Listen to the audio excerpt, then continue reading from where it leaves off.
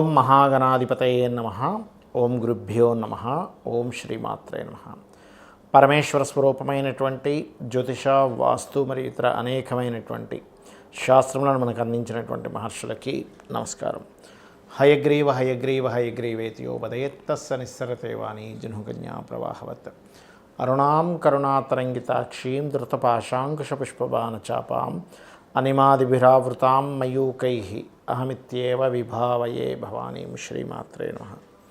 ప్రేక్షకులకి లలితాంబిక అమ్మవారి యొక్క అనుగ్రహం పరిపూర్ణంగా కలగాలని మనస్ఫూర్తి కోరుకుంటూ మనం ఈరోజు విశ్వవసు నామ సంవత్సరం కొత్త సంవత్సరం ఉగాది నుంచి గ్రహాలు ఏం మారనున్నాయి, అదేవిధంగా మనం కొత్త సంవత్సరం అనగానే పంచాంగం తీసుకొని చూస్తాం.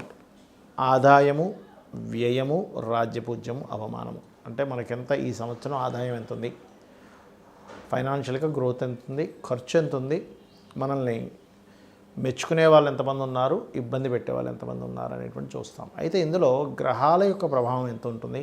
ఒక్కొక్కసారి మనకు ఆదాయం బాగా కనిపిస్తుంది, ఒక్కోసారి బాగా లోలో కనిపిస్తుంది. అవమానించే వాళ్ళ సంఖ్య తక్కువగా ఉంటే ఒక్కోసారి ఎక్కువగా ఉంటుంది. మరి దీన్ని ఇలాగే అనుభవించాలా, దీనికి ఏదైనా మనం కొన్ని చిన్న చిన్న పరిహారాలు చేసుకొని కూడా, చాలా పరిహారాలు ఉంటాయి, అందులో నేను మీకు కొన్ని చెప్తాను, చేసుకుంటూ కూడా మనం దీని నుంచి అధిగమించవచ్చా అనేటువంటి విషయాలు తెలుసుకుంటూ, అదేవిధంగా ఈ సంవత్సరం మనకి మేజర్ ప్లానెట్స్ అయినటువంటి రాహుకేతువులు మనకి రాహు కుంభంలోకి, కేతు సింహంలోకి మార్పు చెందుతున్నారు. దీనివల్ల ఇది ఎప్పటి నుంచి, జూన్ నుంచి మారుతారు. ఈ శని భగవానుడు విశ్వవసు నామ సంవత్సరం రాగానే అంటే దాదాపుగా మార్చ్ ఎండింగ్లో మారిపోతాడు. అదేవిధంగా జూపిటర్ కూడా అంటే గురుగ్రహం కూడా మే 15వ తేదీ నుంచి మారుతుంది. అయితే ఇప్పుడు వక్రించుకుంటూ వెనక్కి వచ్చిన కుజుడు తర్వాత నీచ పొంది ఉంటున్నాడు కాబట్టి కొంచెం ఈ విశ్వవసు నామ సంవత్సరం వచ్చే వరకు కూడా కొంచెం ఈ గొడవలు కావచ్చు, తోకిసలాటలు కావచ్చు, కొంచెం ఇట్లాంటివి పెరుగుతూ ఉంటాయి. అయితే ద్వాదశ లగ్నాల వారికి, లగ్నం తెలియని రాశి వారికి అసలు ఆదాయ వ్యయాలు, రాజ్యపు అవమానాలు ఎలా ఉన్నాయి అనేటువంటి విషయాలు చెప్తుంది నేనైనప్పటికీ కూడా చెప్పిస్తుంది సాక్షాత్ లలిత అమ్మవారిగా భావిస్తూ ఒక్కొక్క రాశి గురించి మనం తెలుసుకుందాం. ధనుర్లగ్నము, ధనస్సు రాశి వారికి కనుక చూసుకున్నట్లయితే ఆదాయము, వ్యయము, రాజ్యపూజ్యం, అవమానం ఎలా ఉంది. మనకు పంచాంగం చూసుకోగానే కొత్త సంవత్సరంలో అందరూ చూసుకునేది అదే. ఇక్కడ 5 అంటే ఆదాయం 5, వ్యయం కూడా 5గానే ఉంది. మరి రాజ్యపూజ్యం ఎలా ఉంది చూసుకున్నట్లయితే 1, 5 అంటే మెచ్చుకునే వాళ్ళ సంఖ్య 1 ఉంటే ఇబ్బంది పెట్టే వాళ్ళ సంఖ్య 5గా ఉంది. మరి దీన్ని ఎట్లా చూస్తాము, ఏమిటి, దీన్ని మరి మార్చుకోలేమా, ఇంతగానే ఉంటుందంటే అలా కాదు. ఇక్కడ ఏంటంటే ముఖ్యంగా ధనస్సు లగ్నం నుంచి 2వ స్థానాధిపతి ఎవరైతే ఉన్నాడో శని, ఈ శని ధనానికి కారకుడు 4లోకి వెళ్ళి కూర్చున్నాడు, గుర్రాసులోకి వెళ్ళి. అలా కూర్చున్నప్పుడు సర్వసాధారణంగా ఏమవుతుందంటే గుర్రాసులో ఉన్నప్పుడు అప్పు రూపంలో డబ్బు లభిస్తుంటుంది ఎప్పుడు కూడా వీరికి. ధనుసు లగ్నం వారు, ధనుసు రాశుల వారికి గుర్తుపెట్టుకోండి. అయితే ఈ ఫైనాన్షియల్ గ్రోత్ పెరగాలి అంటే కనుక మీరు చేయవలసింది దత్తాత్రేయుడి యొక్క ఆరాధన, గంధముతో మనకి పంచోపచారాల్లో గంధము, పుష్పము, ధూపము, దీపము నైవేద్యం చేస్తుంటాం. ఎక్కువగా గంధంతో ఆరాధించడము. లలితా సహస్రనామాల్లో ఓం సంపత్కరీ సమారూఢ సింధుర వ్రజ సేవితాయ నమః అని చేసుకున్నట్లయితే ఈక్వల్గా ఉన్నటువంటిది, ఇప్పుడు 5 ఉంది, ఆ 5 ఉన్నటువంటిది కాస్త మీకు ఫైనాన్షియల్ గ్రోత్ పెరుగుతుంది. అలాగే మరొక విషయం ఏంటంటే ఇక్కడ ఈ లగ్నానికి సహజంగానే గురువు యొక్క దృష్టి మే 15 నుంచి గురు దృష్టి ఉంటుంది కాబట్టి గురు దృష్టి ఎప్పుడైనా ఉన్నప్పుడు ఏమవుతుందంటే మీరు అర్ధాష్టమ శని నడుస్తున్నప్పటికీ కూడా గురు దృష్టి వల్ల అధిగమించగలుగుతూ ఉంటారు, ఎప్పుడు కూడా గుర్తుపెట్టుకోండి. అయితే అర్ధాష్టమ శని వల్ల కలిగే ఫలితాలు ఏమిటి, కొంచెం ఏదైనా ప్రాపర్టీ తీసుకునేటప్పుడు, ఏదైనా కన్స్ట్రక్షన్ ప్రారంభించేటప్పుడు కొంచెం జాగ్రత్తగా ఉండండి, ఇది మెయిన్గా గుర్తుపెట్టుకోండి. అలాగే రాజ్యపూజ్యం, అవమానం అంటే మనల్ని మెచ్చుకునే వాళ్ళ సంఖ్య 1 ఉంటే మనల్ని ఇబ్బంది పెట్టే వాళ్ళ సంఖ్య 5 ఉన్నారు. అంటే ఇబ్బంది అంటే ఏమీ లేదు, మీరు ఎక్కడ దొరికితే అక్కడ మిమ్మల్ని అవమానిద్దామను ఇట్లాంటి వాళ్ళ సంఖ్య 5గా ఉంది. మరి దీన్ని ఎలా అధిగమించాలి. ఇక్కడ అవమానాన్ని కూడా ఇచ్చేది మీకు శని అవుతాడు కాబట్టి గోవులకి బెల్లం తినిపించడము, శివాలయంలో నూనెని దానంగా ఇవ్వడము, కాస్త నువ్వులు దానంగా ఇవ్వడము, శని భగవానుడి దగ్గర దీపారాధన చేయడము. సహజంగా అర్ధాష్టమి శని నడుస్తుంది కాబట్టి ఇవి గనక చేస్తూ, ముఖ్యంగా అర్ధాష్టమి శని నడుస్తున్నందుకు మీరు ఓం అనాకలిత సాదృశ్య చుబుక శ్రీ విరాజితాయే నమః అని చేసుకున్నట్లయితే అన్ని విధాలా బాగుంటుంది. అయితే ఇక్కడ మిగతా అంశాలు కనుక చూసుకున్నట్లయితే కాస్త ప్రాపర్టీసు విద్యా సంబంధించిన విషయంలో రైతులది కొంత జాగ్రత్తగా ఉండాలి. ధను లగ్నం వారు సంతానం కోసం ప్రయత్నం చేసేవారు మొదటి 3 నెలలు కొంచెం విశ్వవసునామ సంవత్సరంలో కొంత జాగ్రత్త వహించాలి. 5వ అధిపతి అష్టమంలో ఉంటున్నందుకు. అలాగే కాస్త వివాహ ప్రయత్నాలు మాత్రం లగ్నాధిపతి వెళ్ళి సప్తమంలో క్యాప్చర్ అయి ఉన్నాడు, అంటే వెళ్ళి ఆ యొక్క రాశిని క్యాప్చర్ చేస్తున్నాడు కాబట్టి ఆ రాశిలో ఉండేటువంటి ప్రభావాన్ని ఈ లగ్నాధిపతి పొందుతాడు. కాబట్టి ఇక్కడ వివాహ ప్రయత్నాలు జూన్ నుంచి బలంగా మీకు కనిపిస్తున్నాయి. అదేవిధంగా జూన్ నుంచి రాహుకేతులు కూడా మారుతూ 3లోకి రాహు మంచివాడు, అంటే పరాక్రమంగా మనం ఏదైనా చేసే ధైర్యంగా చేసే పనులకు మంచిదే. కాకపోతే ఈ కేతు ఎప్పుడైతే 9లోకి వెళ్తున్నాడో కొన్ని హైయర్ ఎడ్యుకేషన్స్ విషయంలో ముఖ్యంగా విద్యార్థులకి రియల్ ఎస్టేట్ రంగాల్లో వారికి ఇక్కడ కొంచెం స్ట్రెస్ అనేది పెరుగుతూ ఉంటుంది. ఎందుకంటే 9, 4 స్థానాల్లో శని కేతు ఉండడం ఇది కొంచెం ఇబ్బందిని ఇస్తూ ఉంటుంది. కాబట్టి మీరు విద్యార్థులైనా రియల్ ఎస్టేట్ రంగాల్లో వారైనా లేదంటే ఏదైనా కన్స్ట్రక్షన్ స్టార్ట్ చేసేటట్టయినా మీరు ఒకటే గుర్తుపెట్టుకోండి, శని కేతు గ్రహాల దగ్గర దీపారాధన చేయండి, చేస్తే బాగుంటుంది.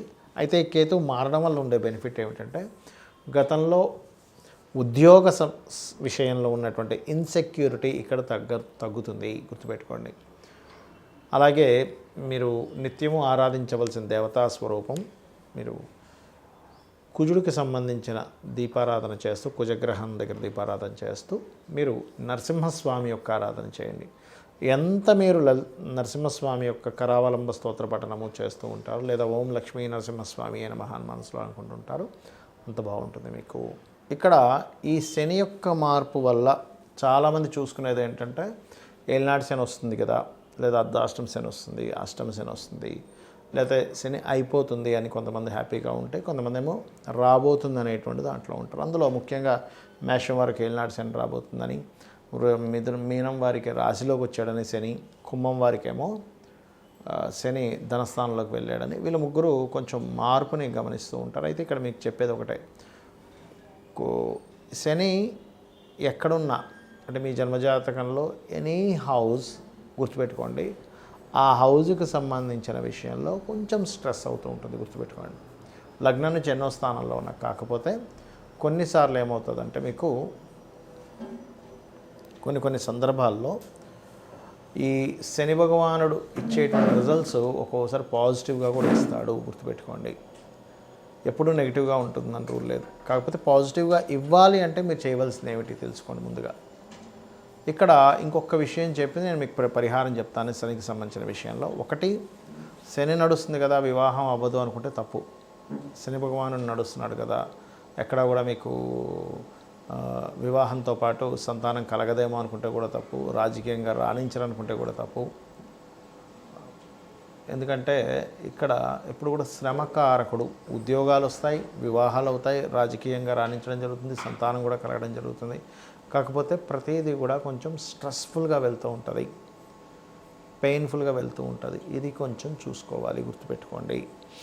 మరొక విషయం ఏంటంటే ఇక్కడ గమనించుకున్నట్లయితే ఈ యొక్క ప్రభావం ఏదైతే ఉందో శనికి సంబంధించిన ప్రభావం పర్టికులర్గా మీరు ఎవరైతే రెగ్యులర్గా అంటే ఏలినాటి శని, అర్ధాష్టమ శని, అష్టమ శని నడిచేటువంటి వారు లేదా శని దశ నడుస్తుంది కొంతమందికి ఆ శని దశ శని మంచి పొజిషన్లో ఉంటే మంచి ఫలితాలు కూడా ఇస్తాడు, బ్యాడ్ పొజిషన్లో ఉంటే ఆ 19 years ఆఫ్ శని దశ ఇబ్బంది పడుతూ ఉంటారు. దీనికి పరిహారం ఏమిటి అంటే ఫస్ట్ ఆఫ్ ఆల్ మీరు నిత్యము ఉదయము సాయంత్రము దీపారాధన చేయడం ప్రారంభించండి, ఒకటి. రెండవది, వీటితో పాటు ఇందాక మనం చెప్పుకున్నటువంటి ఏలినాటి శని, అర్ధాష్టమ శని, అష్టమ శని నడుస్తున్నటువంటి వారు మధ్యాహ్నం పూట నిద్రపోకండి. ఇది చిన్నపిల్లలకి, స్త్రీలకి, లేనట్లయితే ముసలి వాళ్ళకి ఇది వర్తించదు. యువకులకి అంటే దాదాపుగా ఒక 15 years ఆఫ్ ఏజ్ నుంచి దాదాపుగా 50 to 55 వరకు కూడా ఇది మధ్య వయస్కులకి కూడా ఇది వర్తిస్తుంది. యువకులకి, మధ్య వయస్కులకి కూడా మధ్యాహ్నం పూట నిద్రపోకండి. ఇక నైట్ డ్యూటీస్ చేస్తాము, పొద్దున్న కాసేపు నిద్రపోదామంటే దట్ ఈస్ డిఫరెంట్ థింగ్. మీరు నైట్ డ్యూటీ చేసే వాళ్ళ గురించి కాదు ఇది. కానీ రెగ్యులర్ డ్యూటీ చేసేవారు ఈ సమయాల్లో నిద్రపోతే మీకు ఎఫెక్ట్ ఇస్తుంది, శాటర్న్ యొక్క ఎఫెక్ట్ ఇస్తుంది. లేదంటే పొద్దున్నే 4 o'clock లేస్తానండి, నేను పని ఉంటుంది, మధ్యాహ్నం కోసం పడుకోవాలంటే దట్ ఈస్ డిఫరెంట్ థింగ్. అది. మూడవది ఏంటంటే గోవుకి ఎక్కువగా బెల్లము తినిపిస్తూ ఉండండి. మీరు ఎంత గోవులకు బెల్లం తినిపిస్తూ ఉంటే శని ప్రభావం అంత తగ్గుతుంది. మరొకటి, దగ్గరలో శివాలయం ఏదైనా ఉన్నట్లయితే నూనెని చక్కగా దీపారాధనకు వాడేటువంటి నూనెని తీసుకొని వెళ్ళి శివుడికి అక్కడ దీపారాధనకి వాడుకోమని ఇవ్వండి. ఇది మెయిన్గా గుర్తుపెట్టుకోండి. దీంతోపాటు మరి కొంతమందికి కాలసర్ప దోషం ఉంది కదండి నాకు అంటూ ఉంటారు. కానీ ఈ మధ్య నేను చూస్తున్నాను కదా చాలామందికి వాళ్ళు కాలసర్ప దోషం ఉందని నాకు చూపిస్తారు. తిరగలసిన రోజు కాలసర్ప దోషం ఉండదు. ఒకటే గుర్తుపెట్టుకోండి, కాలసర్ప దోషము ఎవరికి చూడమని చెప్పారంటే జన్మజాతకానికి చూడమని చెప్పలే అసలు. మీకు ఒకవేళ అంతగా కాలసర్ప దోషం వల్ల ఇబ్బంది పడుతున్నాను అని అనుకుంటే కాళహస్తికి వెళ్ళిరండి, ఈశ్వరానుగ్రహంతో ఆ దోషం తగ్గిపోతుంది. ఒకటి, ప్రపంచ దేశాలకి ఏం జరుగుతాయి, అసలు దేశంలో కరువు వస్తుందా, సునామీ వస్తుందా, ఒక జబ్బు వస్తుందా, యుద్ధం వస్తుందని చెప్పడానికి కాలసర్ప దోషం వాడమని చెప్పారు. అయితే ఇక్కడ మీకు మీరుగా చూసుకోవడానికి కాలసర్ప దోషం ఎప్పుడు కూడా, ఇప్పుడు ఉదాహరణకి రాహువు కేతు ఇలా సమసప్తకాల్లో ఉంటారు కదా, ఈ సమసప్తకాల్లో రాహుకేతువులు ఉన్నప్పుడు అంటే ఎక్కడున్నా కూడా మేషం నుంచి మీనం వరకు రాహు ఎక్కడున్నా కేతు ఎక్కడున్నా కూడా ఇలాగే 1/7 యాక్సెస్లోనే ఉంటారు వీళ్ళు. అంటే ఇక్కడ కానీ ఇలా కానీ లేకపోతే ఇలా అంటే దాదాపుగా ఇలా కానీ మొత్తం మీద ఆ రకంగా ఉన్నప్పుడు ఈ రాహుకేతువులకి మొత్తం ఒకవైపు గ్రహాలన్నీ అంటే రాహు నుంచి కేతు వరకు మొదలు పెట్టుకుంటే ఇలాగ అన్ని గ్రహాలు వచ్చేసాయి. లేకపోతే ఒక దగ్గర అన్నీ కూడి ఉండిపోయాయి, ఒకవైపు ఏ గ్రహం కూడా లేదు, దానికి కాలసర్ప దోషము అంటారు. సింగిల్ గ్రహం బయట ఉన్నా అది క్యాన్సిల్ అవుతుంది, గుర్తుపెట్టుకోండి. ఇది దోషం. అంతేగాని చాలామంది ఏం చేస్తున్నారు, ఏమంటే నాకు ఉందంట అని చెప్పారని చూస్తే 2 గ్రహాలు ఒక గ్రహం బయట ఉంటుంది, మిగతా గ్రహాలు అక్కడ ఉంటాయి. అది కాదు. సో ఫస్ట్ అది తెలుసుకోండి. అలాగే ఒకవేళ ఉన్నా కూడా కొంపలు మునిగిపోయేది ఏం లేదు. పెద్ద పెద్ద వాళ్ళకి 140 మంది ప్రెసిడెంట్లకు ఉంది కాలసర్ప దోషం. మరి వాళ్ళందరూ దేశాలను ఏలట్లేదా? మెగాస్టార్ చిరంజీవి గారికి కూడా కాలసర్ప దోషం ఉంది. అంత మాత్రం చేత ఆయన ఏమి ఎందుకు పనికి రాకుండా ఏం పోలేదు కదా, గొప్ప వ్యక్తి అయ్యాడు. కాబట్టి వాటిని మీరు పట్టించుకోకండి దయచేసి. దశేం నడుస్తుంది, మీరు ఏ ప్రయత్నం చేస్తున్నారు, దానికి సంబంధించిన స్పెసిఫిక్గా అదేం ప్రయత్నం చేస్తున్నారు, ఏ బిజినెస్లోకి వెళ్తున్నారు, మీరు చేసే ప్రయత్నానికి ప్లాంటరీ పొజిషన్స్ గోచారం కానీ మహాదశ లేదా అంతర్దశలు కానీ ఎంతవరకు సపోర్ట్ చేస్తున్నాయి, సపోర్ట్ చేయట్లేదు, మీకు అది యోగం ఉందా లేదా. యోగం ఉన్నప్పుడు ట్రై చేయడం వేరు, యోగం లేనప్పుడు ట్రై చేయడం వేరు. అంటే ఉదాహరణకి తిరుపతికి వెళ్తున్నాం, అసలు ఆ రూట్లో తిరుపతి ఉంటే కదా మీరు వెళ్ళి ప్రయాణం చేసినా సరే మీరు ఆ తిరుపతికి వెళ్ళేది. అసలు ఆ రూట్లో తిరుపతే లేదు, ఎంత దూరం అని ప్రయాణిస్తారు, దాన్నే యోగం అంటారు. ఆ రూట్లో తిరుపతి ఉంటే కాదండి ఇంకొంచెం దూరం వెళ్తే రీచ్ అవుతామని చెప్పుకోవచ్చు. అసలు లేదు, పరిస్థితి ఏంటి? కాబట్టి ఏంటంటే ఇక్కడ నేను చెప్పేది ఒకటే, మీరు నిత్యము లలిత అమ్మవారి యొక్క స్తోత్ర పఠనం చేయండి. ఖచ్చితంగా మీకు అన్ని విధాలా బాగుంటుంది. ఆ లలితాంబిక అమ్మవారి యొక్క అనుగ్రహం మీకు పరిపూర్ణంగా కలగాలని, ఈ విశ్వవసు నామ సంవత్సరం మీకు అన్ని విధాలా బాగుండాలని కోరుకుంటూ శ్రీమాత్రే నమః.